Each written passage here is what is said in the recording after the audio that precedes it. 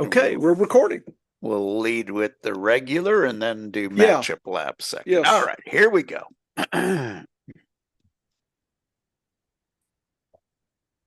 How you doing, everybody? This is Dennis Michelson. Welcome to the Science of Fantasy Football. Why the Science of Fantasy Football? You get a meteorologist and a biologist together. They're going to use the scientific method, and that just means we're using statistics smarter than the average fantasy football player. And joining me as he does each and every week, 3 times a week now, we're doing podcasts here between Science of Fantasy Football and the sports affiliation. He is the fantasy professor. He's a real professor emeritus. It's John Bush. And John, we're about to reach that quarter pole in fantasy football. And anytime we're watching a horse race, I see that quarter time and I instantly know whether my pick was good or bad in the horse races, or at least a contender. Because if I've got the favorite and he goes out to 21 and change in a mile race, I know I'm cooked if I'm on the front end. Versus if I got a closer and I see the fast pace, I start smiling. I feel the same way about fantasy football. Week 4, that's the quarter pole. That lets you know a lot of how you're doing.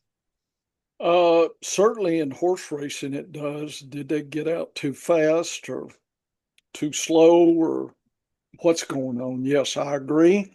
I don't know about fantasy. Does it matter? Because a lot of variation in who's here early and then injury. We just lost James Conner. So is Benson now the thing? We saw him Thursday night. I was going to ask you what was your take versus Michael Carter, who we both agreed is probably worth $1. I did grab him in a few places, and I wasn't. My take wasn't. I wasn't. My take was I wasn't overly impressed or underly impressed. I was just like, yeah, looks like he'll potentially be somebody that when time is good, he'll be worth a bye week replacement, a flex. Nothing like, wow, Benson is unchained and now he's going to give us, 20 points a game kind of thing. I was like, yeah, he got about what, 10 or so. So we got close to average. So, I mean, it's nice to have that, but that was my first impression. Doesn't mean that's the final, but that was my first.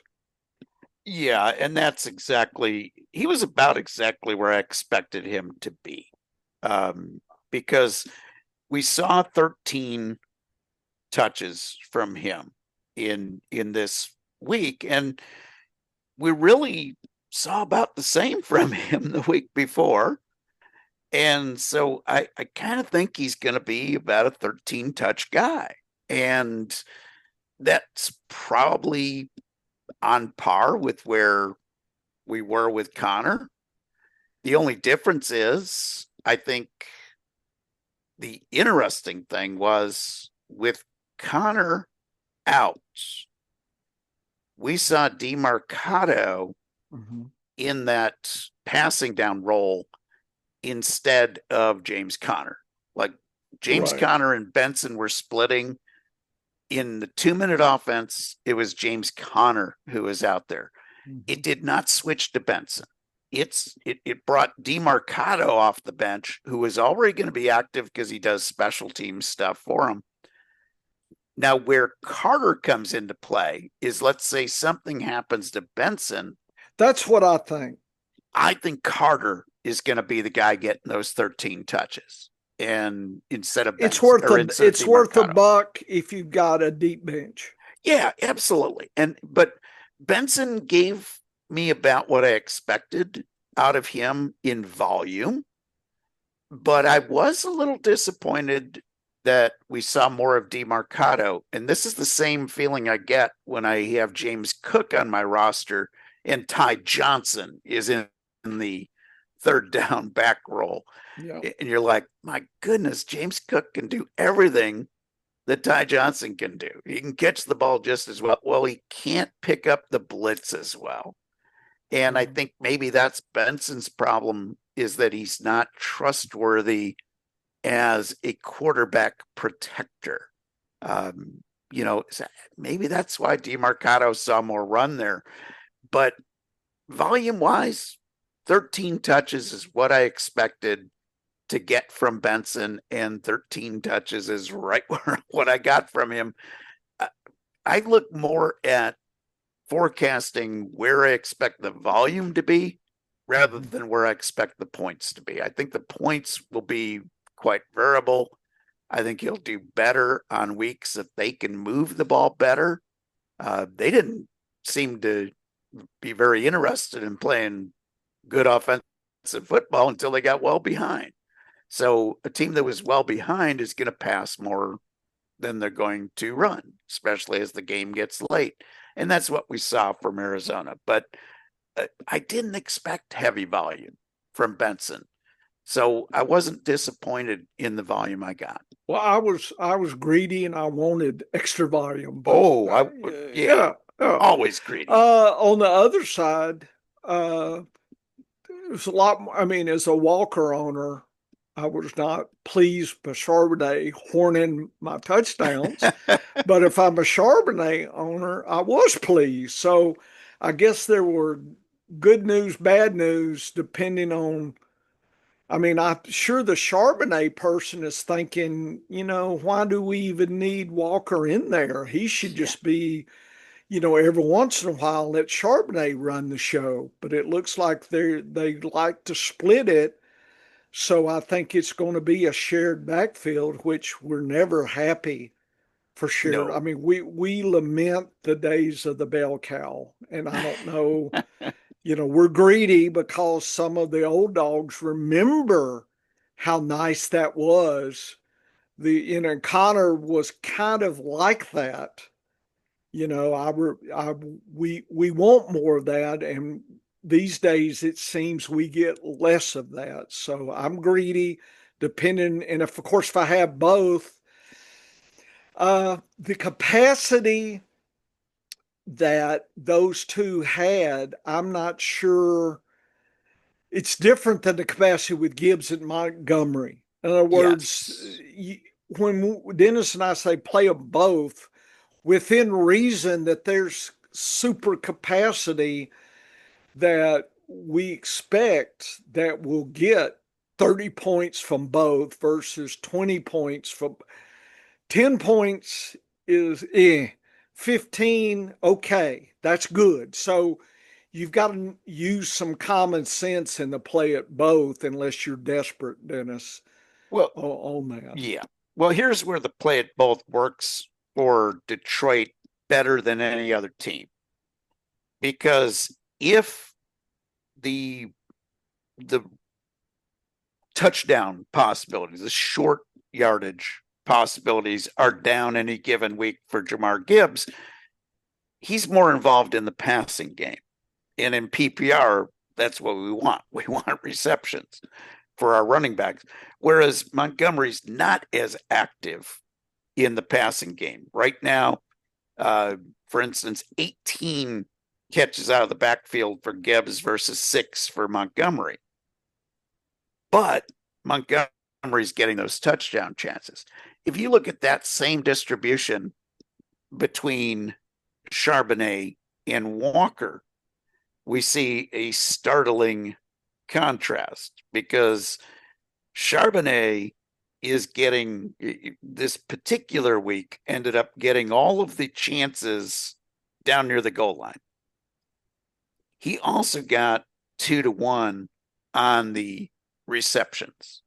So he outdid Walker on the receptions. He was in on third down in long yardage plays more than Walker. So you were losing goal line touches and reception opportunities both to Charbonnet.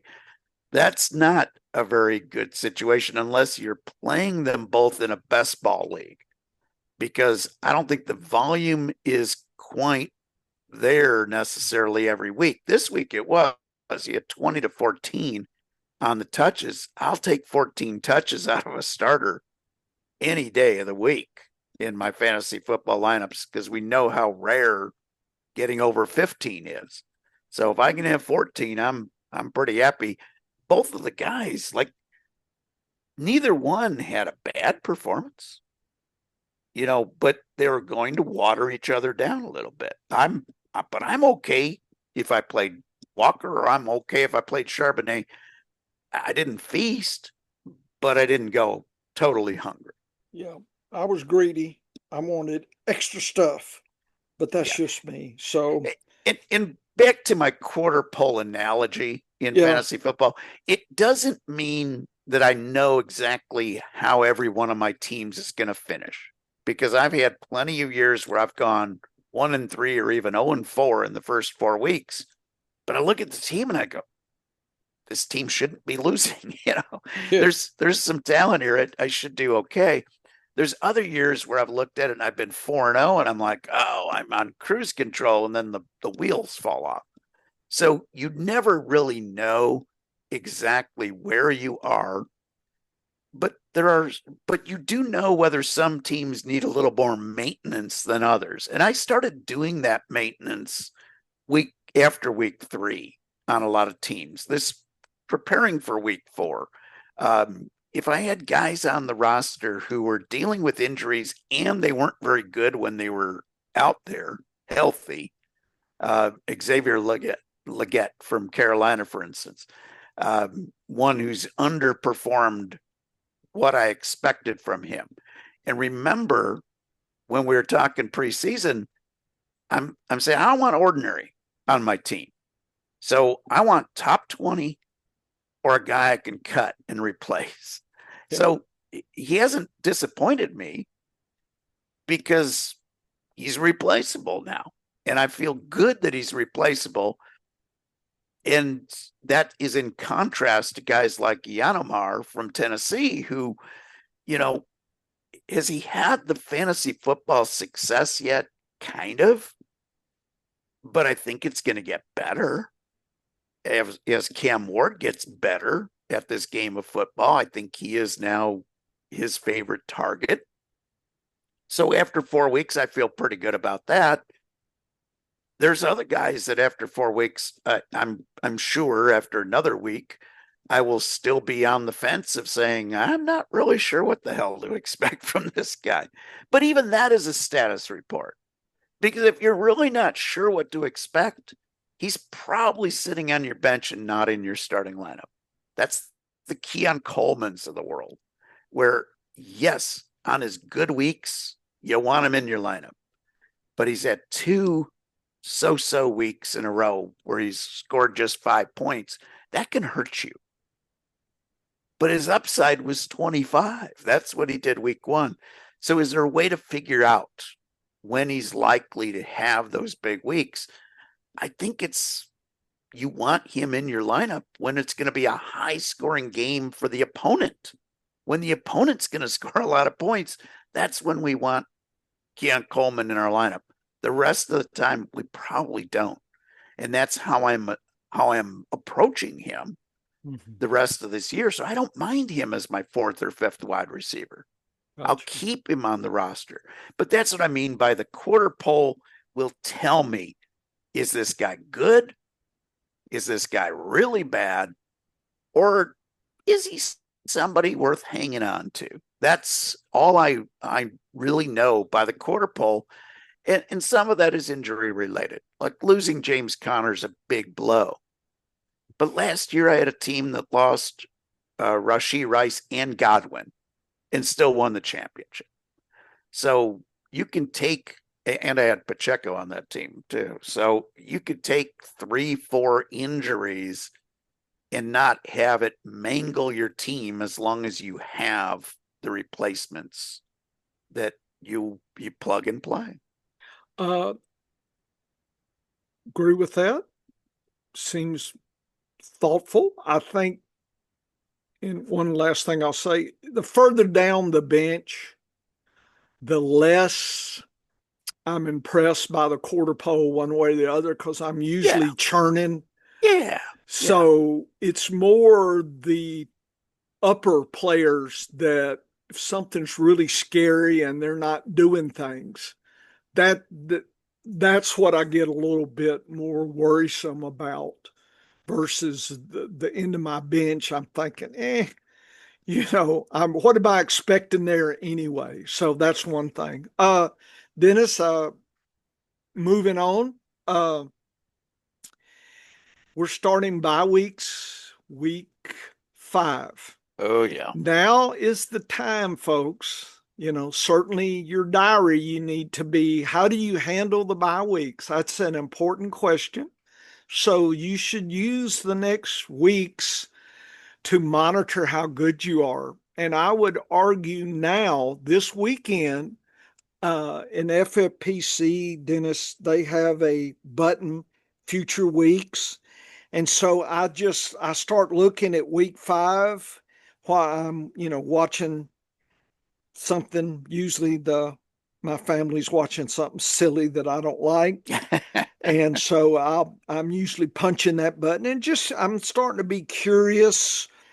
Who am Yes. I going to be without week 5 and maybe even 6? But just starting to get a taste for that. And if there's any kind of dollar plays for something that I need to make now based on what I'm seeing coming up, now's the time to think about if your kicker's going on week, 5 bye, then who do you need to get? I wouldn't say carry 2 kickers, but you need to kind of have, in other words, you don't need to be next week struggling around figuring now's the while you've got quiet time, kind of get you 1 or 2 that's could have a good matchup. Same thing with tight ends, quarterbacks. Start just envisioning who's out there on the waiver. Who do you have is on your team that's back up? Just starting to get it's like you're sampling the cake. You're not ready to eat it, but you should sample it because you don't want to stick a big mouthful of something in and it doesn't have salt, or if they forgot and added salt instead of sugar for your cake. I mean, you just need to be thoughtful. Now's the time, because you should maximize your thinking in waivers, not, oh, it's an hour before waivers close. I better figure something out now. Folks, you're probably not winning. If you have multiple leagues like me, 40 leagues, that's not the time an hour before. In fact, I'm probably winding down, or I'm probably only focused on a few tough decisions. There are some slam dunks that I've already made and not worried about. You don't need to miss a slam dunk because you're worried about a tough decision. You start mixing your level of, say, impact on your thinking. You don't give yourself time. You're not playing with the odds by doing that. So think about that, and put it in your diary. And if you goof up, make notes so that next year you can look ahead. Okay, next week, what did I do last year? Ooh, yeah, I really goofed up on kickers last year. Okay, I better not do it this year. And the second thing, Dennis, is I wanted to talk about Godwin. So, however you want to respond Yeah. to that. Well, first of all, on the bye weeks, Mhm. it's for years, it was a lot easier handling bye weeks because there weren't as many of them, and Yes. an entire division was off at the same time. Okay, Yes. so you usually had, you know, you had the entire division out, and now you don't have that. So that has made it more difficult in Dynasty figuring out super flex plays.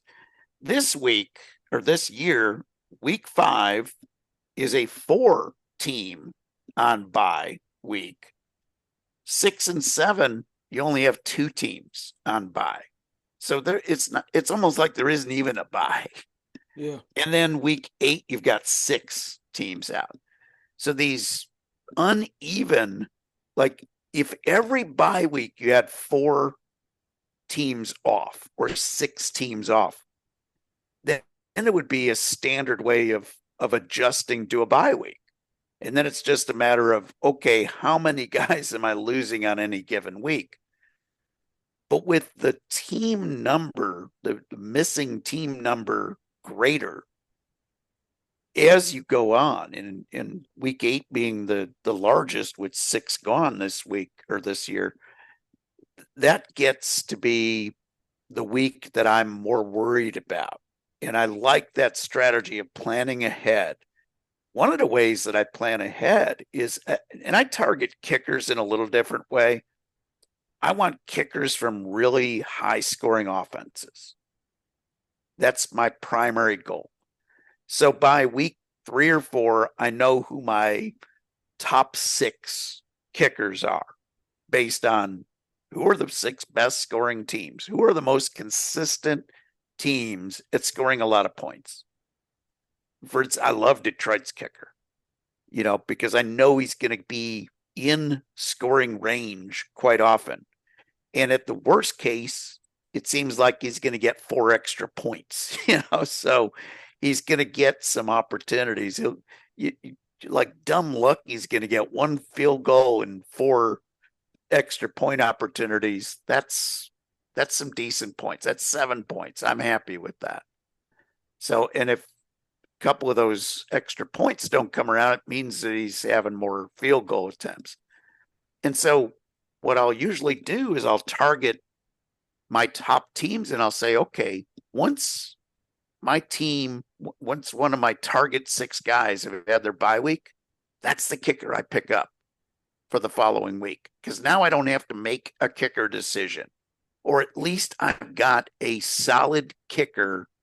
Yeah, I still might want to swap out if the matchups are saying to swap out, but I don't have to swap out.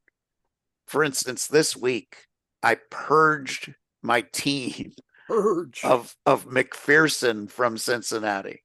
Yep. Because I just don't know what that offense is going to do going forward. And I don't like the uncertainty aspect. Did we just turn one of the top 5 scoring offenses into one of the middle 5? That's what I'm fearful of with Browning until he shows me more this week or next week. So you're fearful of McPherson? Fearful of McPherson. So I dumped him off of all my teams, and I invested more in Detroit, Buffalo, Cardi from LA because he mostly plays indoors. Those are the kinds of guys that I'm investing. I like the Minnesota kicker. Give me some opportunities with teams that are scoring some decent points. And then I'll figure out if I don't like the matchup because it's a high wind day outside, that I can switch kickers out. But I like to keep my kicker decisions to a minimum because I like to use that brain power on other decisions like defenses. So that's kind of how I handle bye weeks. Godwin, oh my goodness. What are you doing, Dennis?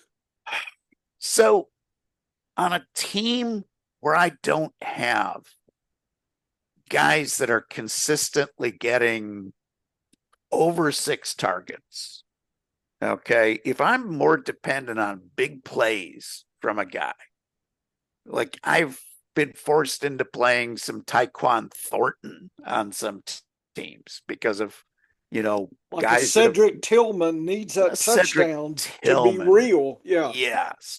So if I've got a guy who is not getting high volume, I'll take a risk on Godwin this week because I don't think they'd activate him if they're just using him as a decoy.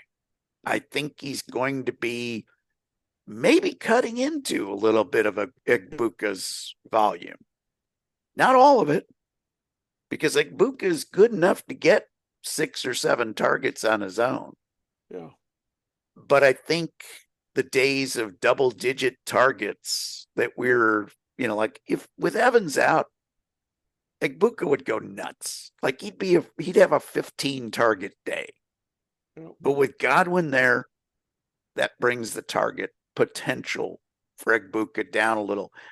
Notice I didn't say he's going to my bench. He's a must start. He'll be in the starting lineups every week. But there might be a few teams where I'm starting Godwin and Egbuka. Yeah. Because again, I want my wide receivers. I want my play. If I can have all of my skill position starters in fantasy, all my fantasy football starters on top 5 offenses, that would be my first priority. Yeah. To have the top wide receiver, the top running back from the top 5 offenses. Give me more scoring, and I'll feel good about the guys I've got in my lineup. Gotcha. But he's a tough call this week because Mayfield's also questionable coming into this game. Yeah. I have seen over the years that people over or underestimate these kind of situations. They let fear rule versus common sense. And I think that I'm trying not to be there with that kind of thinking. So that's what I'm thinking, that I'm probably pushing him in my deep flex. Yes. So yes. That's kind of what I'm doing with Godwin. But I've seen people, and so if the people are barking sit Godwin this week, if it turns out that's right, you'll hear from them. If the people that's saying I'm all in on Godwin, and if he scores a lot, then they're saying, and so, but we're not, you don't remember last year, the year before, the year before. In other words, there's no average, there's no reference class forecast of, because you don't know, you forgot what went on before. Yeah. In your diary, this is a good time to make note of these kind of things that are a little unusual, right? That's the whole point of a diary. How good are you at dealing with these kind of situations? Make a mark. I have found myself with my diary being a little under my support and felt like I probably should have pushed more. So I'm going the extreme in the teams that I'm not, because we do points. So Dennis, if I'm on the other side of 6 position out of 12, I'm probably pushing him in. Yes. If I'm 1 or 2 and I've got an equal choice, I might lean to the safe. I don't know yet, but that's kind of my splitting point. If you've got your team is 12th in points, why not play him? I mean, what are you safe for? Oh, yeah. Safe has not, the first 3 weeks, safe has got you in 12th position. That hasn't helped. So No. I would, my diary's going to say I'm skewing my decision and pushing him in where I feel like my team is probably a little bit weak and probably been depending on the touchdowns too much, right? Because in 12th position, something's not going right. The quarterback, something has gone wrong, right? It could be, I drafted Gente and now he's finally kicking in. But that's still something went wrong. And by the way, in your diary, if you're 12th or 11th or 10th, make note of what do you think's happening first 3 or 4 weeks. Yeah. The quarter poll.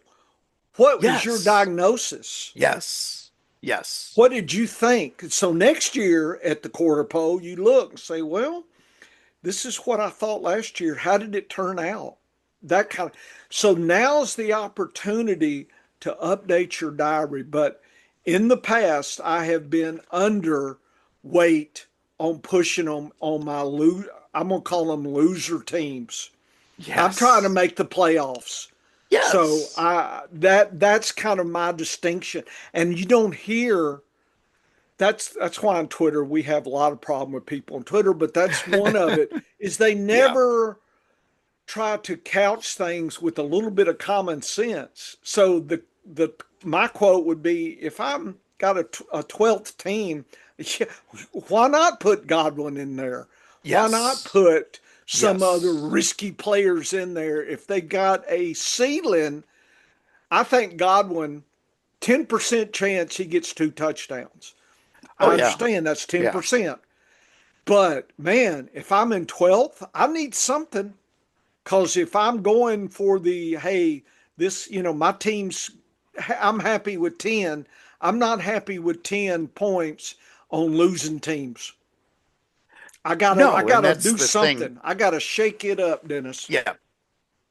What in FPPC, we don't play weekly matchups except in No, Dynasty. So redraft, you're just accumulating points. yes, Your strategy of how you set a lineup is dependent on how far back you are yeah, from sixth place or how far ahead you are of yeah, seventh place. yes. If I've got a team that's cruising along and it's got a nice 50-point gap before it falls out of the playoffs, I'm managing that team different than if Right. I have a team that is 60 points out of the playoffs. And you make note of that in your diary, Oh, folks. absolutely.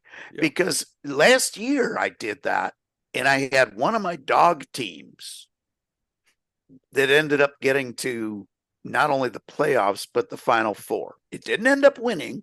Okay. But it But finished that, second. in some ways, that is, I mean, if you put in your That's a, diary, that's a it's a win. huge, If you're it's in a huge win. 12th and you moved into the playoffs, that's good. Well, I got free entries for this year based on that team. So you, Nice. you get that bonus at FPPC, even if you didn't win. I finished Right. second. So Yes. runner up, You get a free entry. I get a free entry. So I'm that's better than Yeah. not making the playoffs. And I had a team in contention of winning the big prize because it's Right. top heavy at the top. So Right. here's my concern about Godwin. Right. So Godwin last year was superhuman when he was healthy, and he was Yeah. 143 on his MVP. That's Okay, insane, folks. that's insane. 143 is That's just super elite. crazy. Yes. Let's one guy, one wide receiver a year hits that total. He did, and then when he was out, Mike Evans hit that 143 number the rest of the year. Okay, so here's the problem with that math. Godwin in 2022, when he was healthy, had a 114. I'm going to Still take not that bad. every day of the week. If I can get a 114, anything over 90, folks, and I want him in my starting line. And by the way, Dennis, at our website, Science Fantasy Football, we've got Dennis's MVP, a couple of his articles, historical. So if you're brand new, go read those and get his strategy.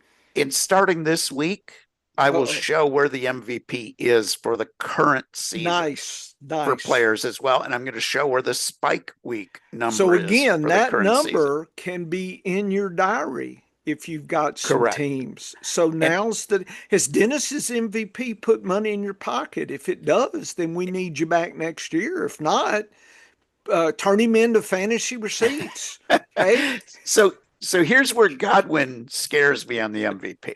Yeah. Okay. Yeah. So 20, I told you what he did last year, Yeah. superhuman. Right. Told you what he did in 2022. Yeah. Very good. Like Yeah. that's still wide receiver one numbers. Yes. Okay. 2023 Yeah. is when he played at less than 100%. Yeah. Because he had a lingering injury from 22 that came Yeah. into 23. Yeah. His MVP for all of 2023, Yeah. 65. That's a WR3 type. That's off the charts bad. Like you Yeah. don't want to have him in your starting lineup Well, unless it's a Dennis, with desperate I've got a team situation. in 12th, a WR3 score might be as good or better than Correct. some of what I've been floating out there. Correct. And that's why I say it's the situational play for me. Yeah. So if I've got a DJ Moore on my team Yes. in the starting lineup, I'm probably sticking with DJ Moore for 1 week and taking a look at what Godwin does for me. Yeah. If I've got a Keon Coleman or somebody of that ilk that I have had to start, maybe a Diggs, maybe a Ridley, Yeah. maybe a Boutte, maybe Kirk. even a Kirk, whatever, like a guy who has not been all that Hillman. who's been very erratic. I'm putting Godwin in because I know at his worst, he was a 65. Yeah. And if I've got a guy who's just at a 70 right now, Yeah. or a 75 or a 67, and I know my worst case with Godwin is a Godwin has 65. back class, folks. We call that Oh, concept yeah. that versus Tillman. I mean, he doesn't have a whole year to even say what his class No, is. no. You He's have no got idea. he streaked last year 2 or 3 games, which was Yeah. interesting. And I did Yeah. draft him on, but So, he hasn't had that durability that Godwin had when he was on top last year. and here's the thing with Godwin. So, in Godwin's case of 2023, where he only had a 65, Yeah. he really dropped off after week 8. Again, it was the accumulation of injuries. Yeah. Prior to week 8, okay, and he wasn't superhuman. Okay. Right. He was just good. Mhm. He was a good, solid WR2 type. Yeah. His MVP before the injuries caught up with him. So first 85, 90? 7 weeks of the season, 85, 90. he was at 90%. There you go. He was at a See, 90. how do I know that? Because I know this. When Dennis says MVP now, I've been so familiar that I can see Yep. the chart there, and I know the level, the tier. And so when Dennis said WR2, I said, oh, 90. Yeah, 80 to 90 is what he I'm was thinking. 80. Yeah, he was 86 to be There you exact. go. That's So, a perfect WR2 type. oh, I'm starting 80s all day long. Yep. So In your flex. Yep. So my guess is that the Godwin we're seeing, Yep. okay, is not last year's Godwin, who was incredible, like 3 games over 20. Yep. In his first 6. Okay. Game 7, when he got hurt, he still scored 13 points before he exited.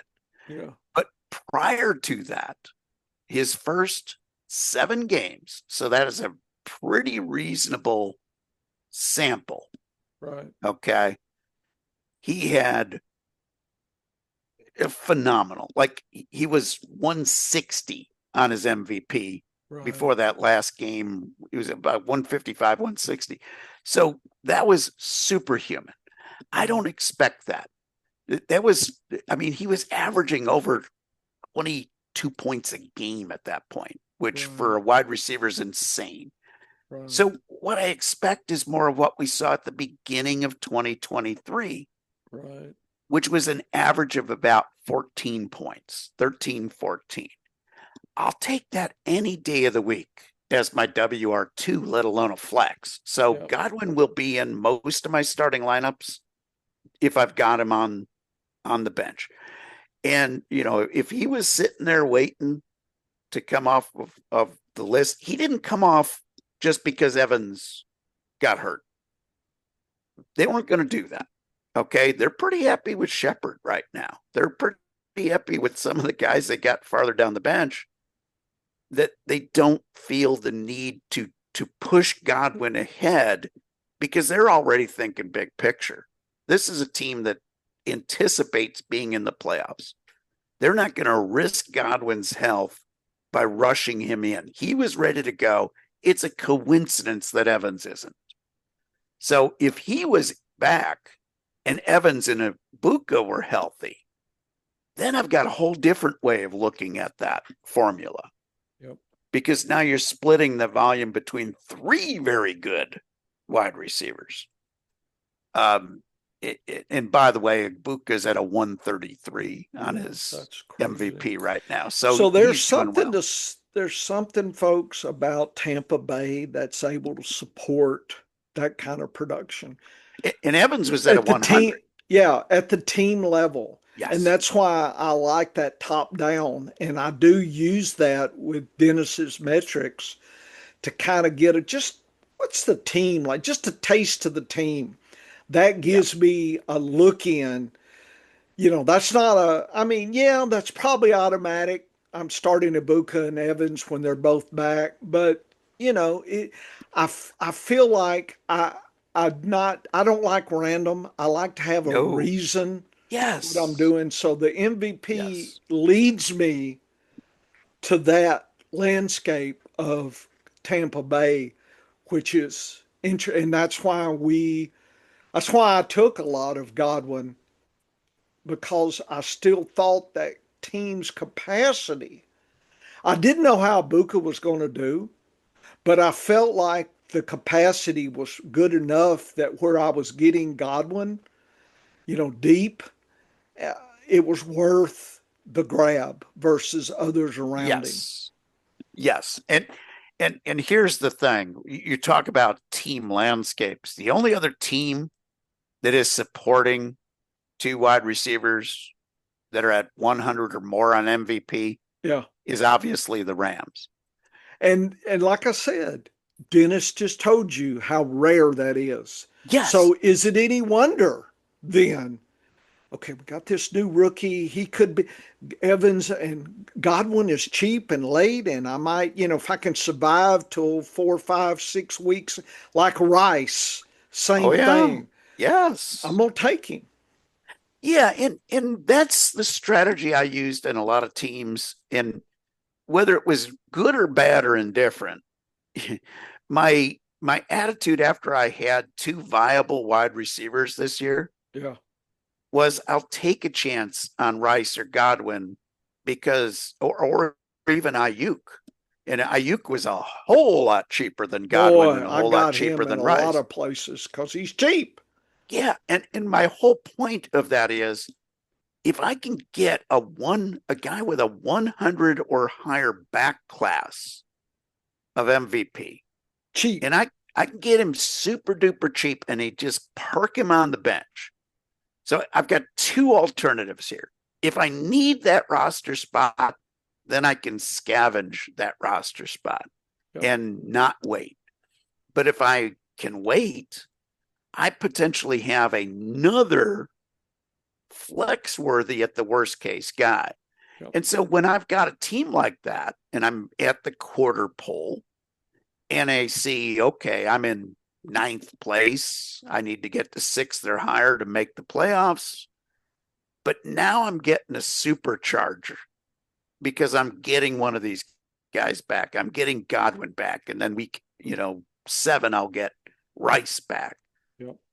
I feel really good about that team. And that's why I say at the quarter pole, even if I'm out of the playoffs, whether you play matchups or total points, even if I'm out of the playoffs, what am I bringing on? Okay, in the next 4 to 6 weeks, I'm bringing in 1 or 2 of my rookie running backs that are moving up the volume ladder. I'm bringing back a Rice or a Godwin or an Ayuk eventually.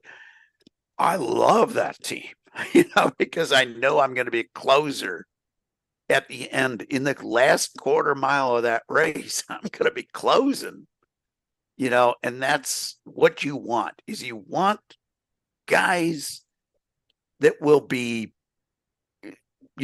coming to their peak as you're getting later in the season. Because if I'm in the playoffs, I want that supercharge for the playoffs. And if I'm just at, I get to the halfway pole, I get to week 8 and I'm in contention. Now I get a guy back who can supercharge my lineup. I'm loving that. So that's what I mean. When we get to round 4, we get through round 4 of fantasy football, it's like hitting the quarter pole.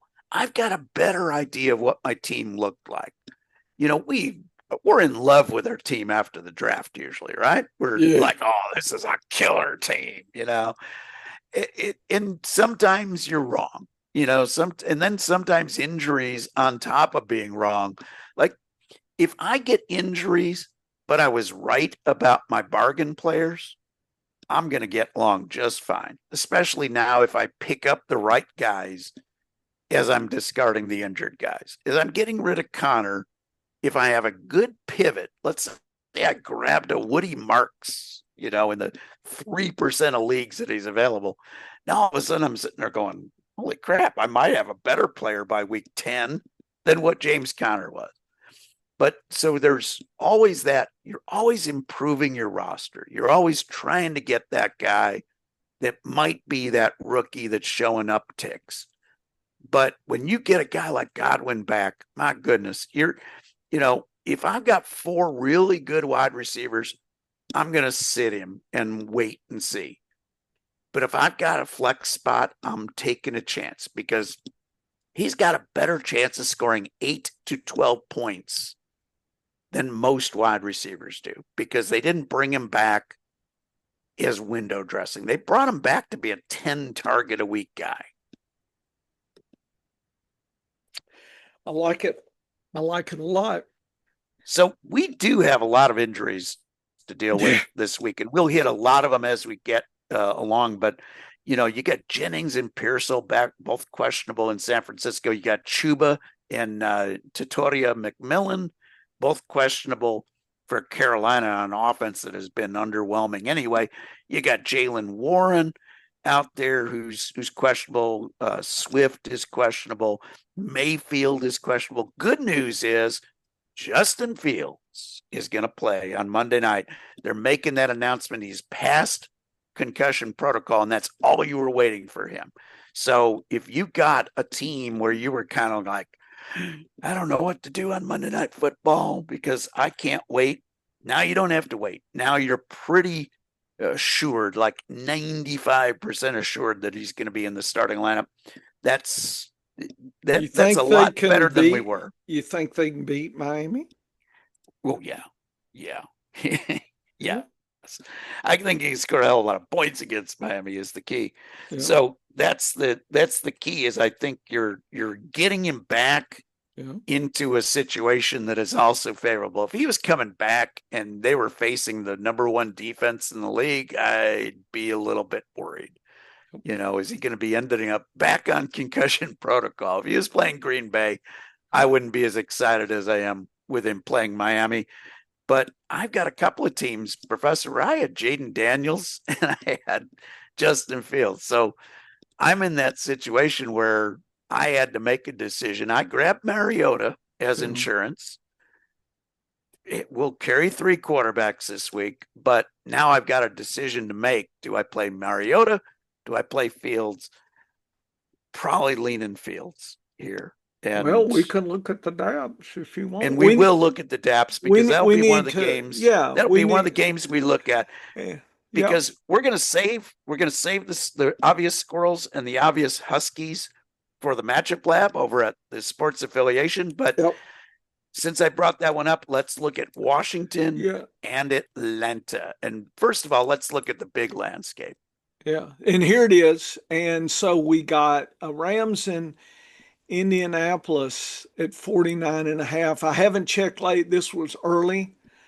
We have 248. So it feels like this week that 49 is a little stands out. I broke it apart as something that seemed to be above, but 47 to 48, that next tier could be nice scoring. And we have 2 obvious squirrels, the Minnesota, Philly, Pittsburgh, and Houston, Tennessee. So we usually hang around in the mid, Dennis. So who do you want to start? Washington, Atlanta? Let's look at Washington and Atlanta because this is an unusual matchup game that I think is going to come into play here. Yeah, here is Washington, Atlanta. Washington, I believe, is favored over Atlanta, but it may have changed. And we have fresh daps this week, correct? Yes, this is based on this year's only.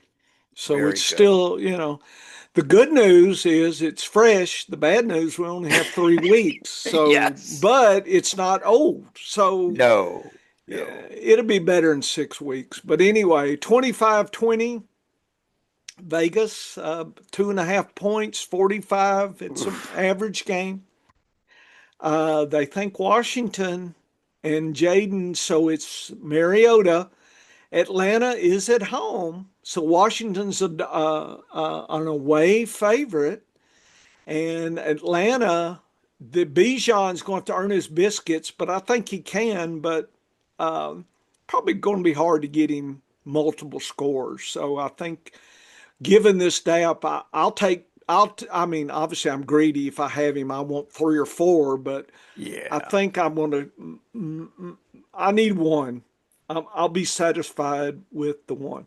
Everybody else, play them. And there's Pitts, London. I mean, everything should be good. I wouldn't play the D or the kicker necessarily. Uh, and Washington, Atlanta's been tough this season, folks.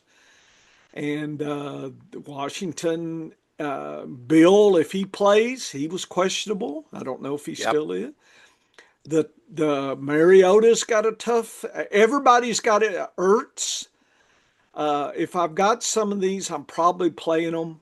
But Bill is somebody I'm not looking unless I No. gotta. Unless I gotta. And Ertz is I probably got to play him. If I've got Kittle or Yeah. obviously somebody's not playing. So hope that he catches. So I'm hoping the defense, will be stretched out enough that maybe Ertz can score me a touchdown. Kicker's fine. Defense, you could stream if you gotta. Uh, Efficiency, Dennis. Atlanta's been sucking at efficiency, and this is Yeah. offense. Yes. Like one, if not the worst, close. Washington said him one exactly opposite, but they had Daniels. Atlanta loves home. 69% this year, they love their home, Dennis. So they have the efficiency advantage, but Washington is 17% away. So each team is where they want to be according to the home away efficiency. Atlanta at home loves to pass all day. That's what the DAPs say. Rushing is 10% less. That's what everything that Atlanta needs is being given by the DAPs based on is London and you know Mooney and Rayway and Pitts and everybody can catch some. That's the only thing is their quarterback still who's the They're supposed to be leading with Penn? Penix, Yeah, that's but what I they got. but they 43. I'm yep, they not. pulled him at the end for Cousins Yeah, I last week. know. So if Cousins steps in, that could really mess up my pick on there, Dennis. I picked Washington because I liked Mariota, but boys, I look at this, I can see why the pick 'em data actually they favor Atlanta. Did you notice that the Yeah, the, the home people love Atlanta over Washington, but Vegas and sees it exactly well, Vegas opposite. has made a big move Oh, since the Daniels announcement that he's going to miss the game. So when he oh, was listed as questionable, this game opened 3.5 points, Washington favorite, dropped to 2.5 when they put Daniels on the questionable list. yeah. With Daniels out, that is actually flipped now to 2.5 point favoritism for Atlanta, So which is Atlanta, shocking to me that that line has changed that much. that is, we saw that last year as well. And I and mean, the and the over under at least it's consistent. Okay. Because the over under has dropped as well. The over under opened at 48.5, dropped to 45.5, which you're showing, Yeah. and now is down to 43.5. So Ooh, they're going in the right direction with the logic. The logic was Daniels will score more than Mariota. Okay. And the logic is now Mariota's in. So we're gonna forecast Atlanta winning and less points being scored. So Penix is going to at least, lead and win. See, that's the issue I have. I do too. I do too. And that's why I feel better about this being an under than I do about who's gonna win. I am reluctantly picking Atlanta because of the matchups, yeah. but I could see this game being one of the lowest scoring of the week. I could see it not even making 40. I like the over under. I like going under the over under on this one. That's the only bet I really like. I'll take Atlanta because of the matchups. I think it's going to be an uglier game. I wouldn't be surprised to see both teams in the 18 range, right around 18 points each. So, maybe one team gets to 21 and the other one's at 18, something like that. 17, 18 points for the loser. That's kind of what I'm you can worried about. see I had 70 if Daniels played Mariota. Big It's drop off. big, like QB5 level. So that I'm Bill at 35. I'm just not playing him, and high uncertainty. And McLaurin is out as well. So that adds I got to the Debo. problem. He's a WR3 type with uncertainty. So with Bill, McLaurin, and Daniels all likely to miss this game. That's not a good combination. Yeah, so Ertz is at 50. He's a tight end 2 type. If you need him because you got injuries, play him. He might be a volume play this week with everybody why else out. I'm thinking I'm not automatically running away from him with Mariota. So I wouldn't play the D. Penix,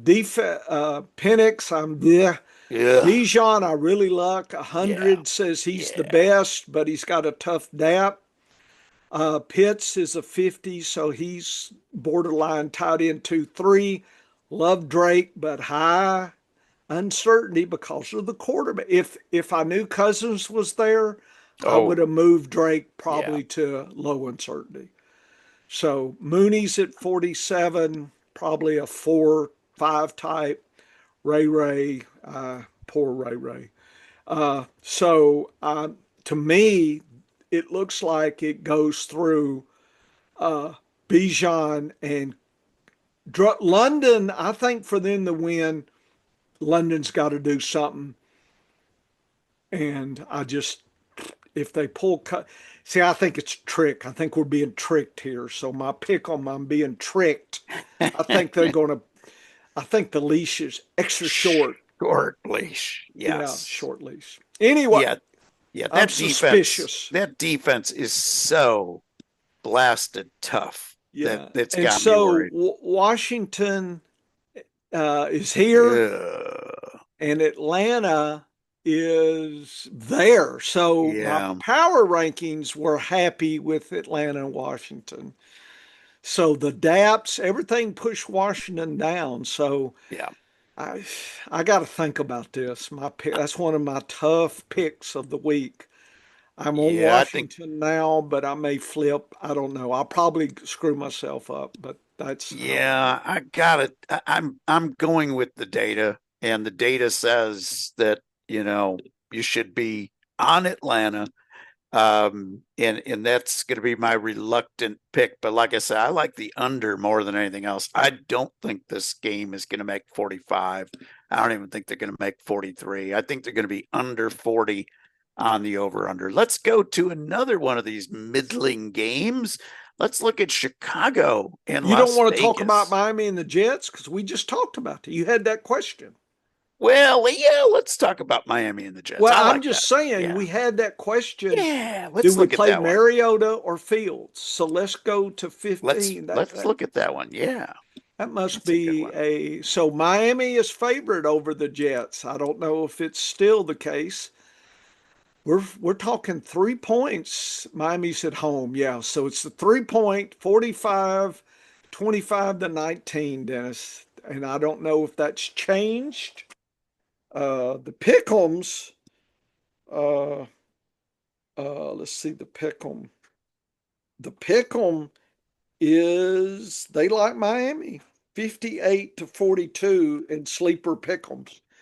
So the Vegas and the Pick'em agree it's Miami. And 3 points. Miami's at home. That's good. And you want to play Miami's kicker.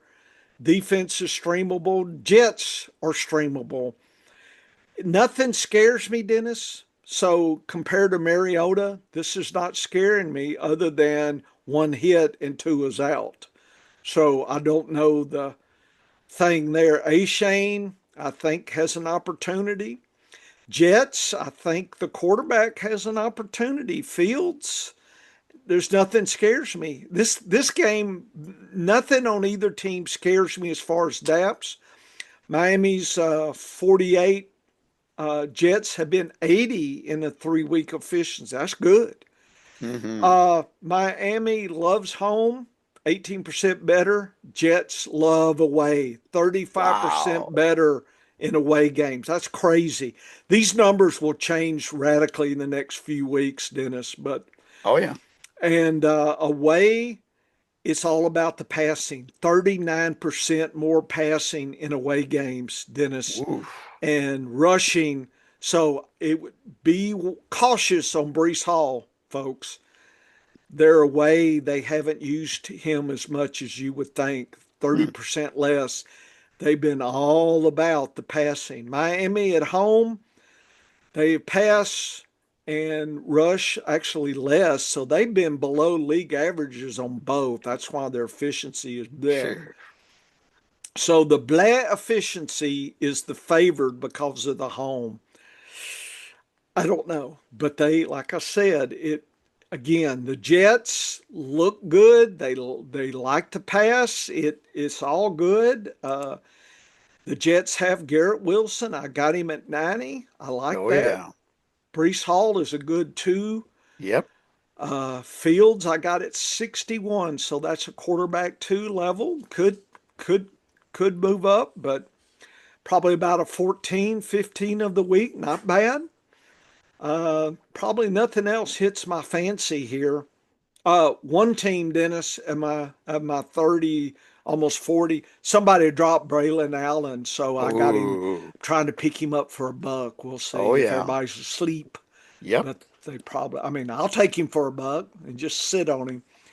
But anyway, that's what Lazard, he's not going to, come on, he's not going to catch the other touchdown. It's Garrett Wilson.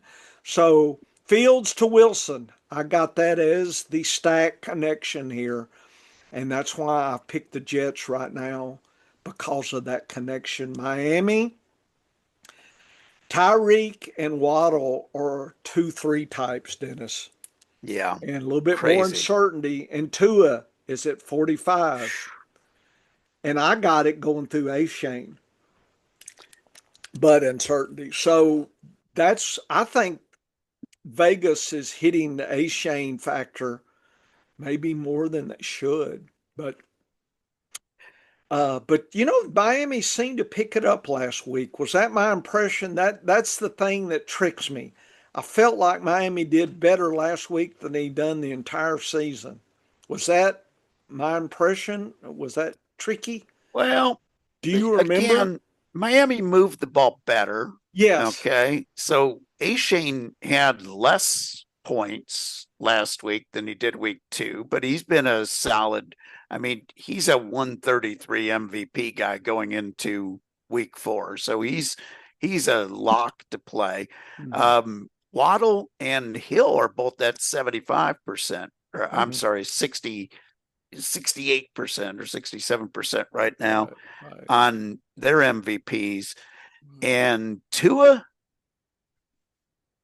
had one really good game, Mhm. one really bad game, Right.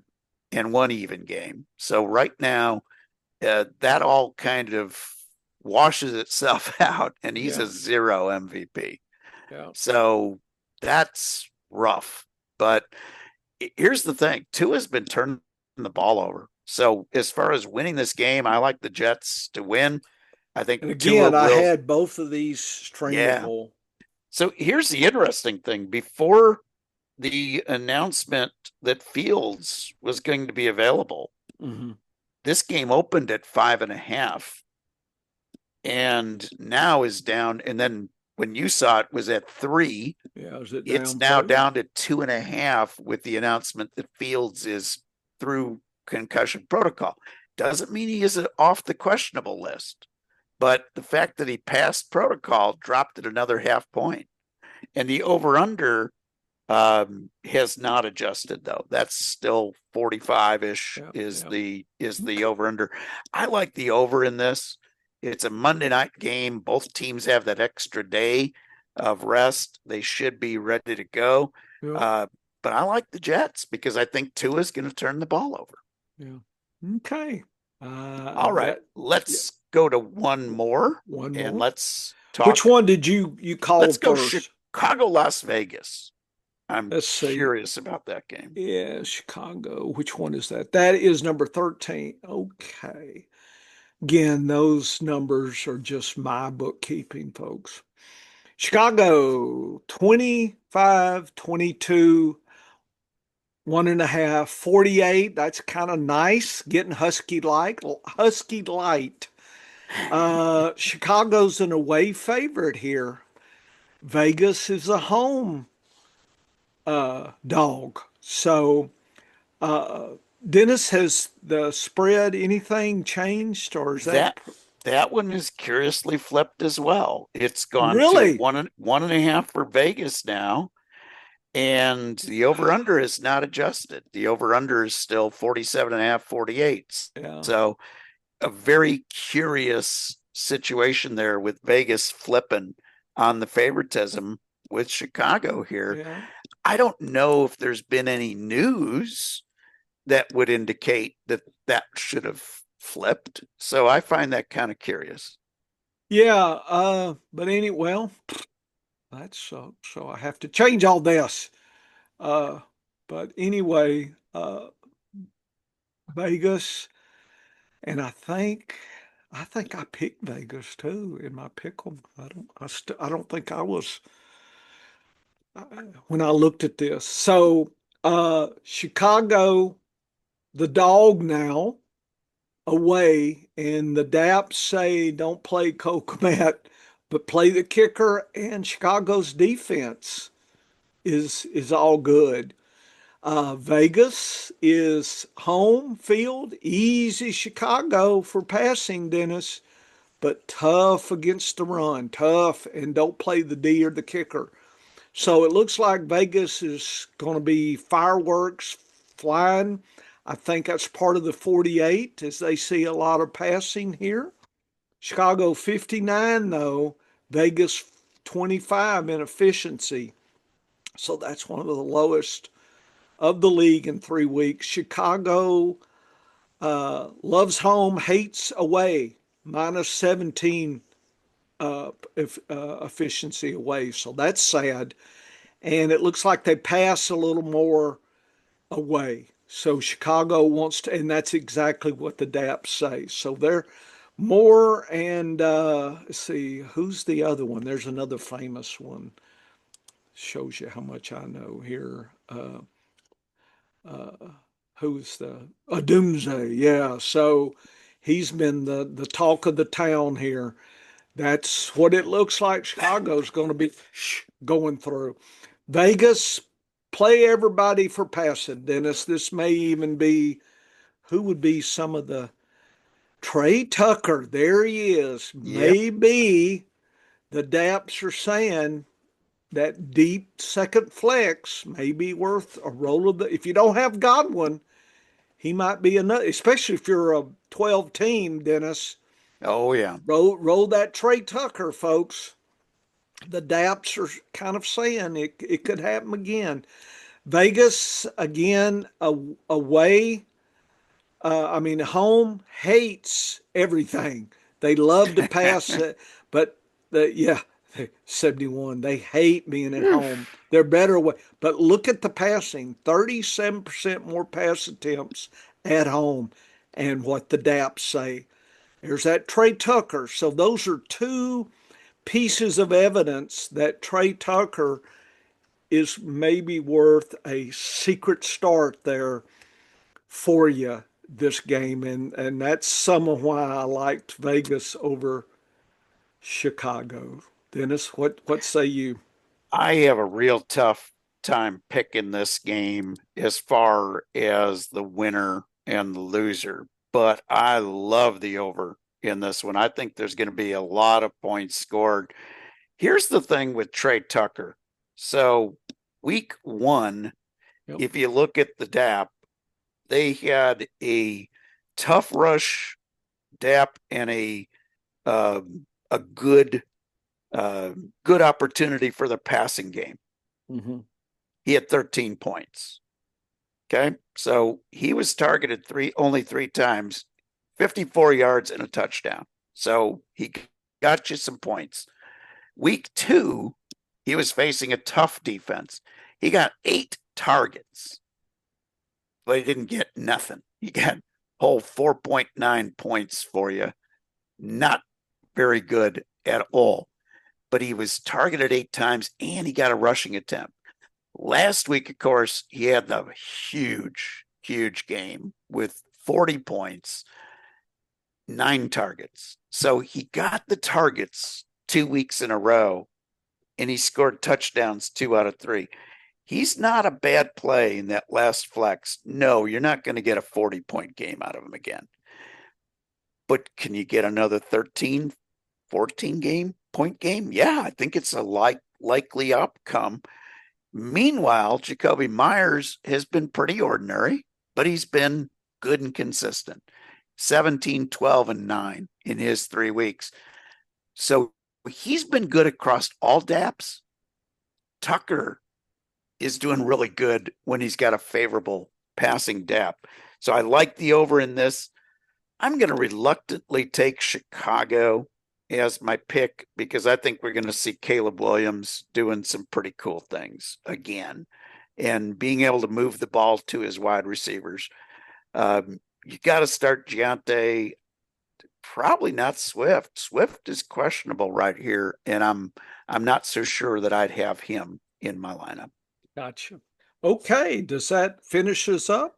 That should wrap us up. That gives us 3 games here to handicap, and we'll do 4 more on the Matchup Lab. So we encourage you to head on over to scienceoffantasyfootball.com.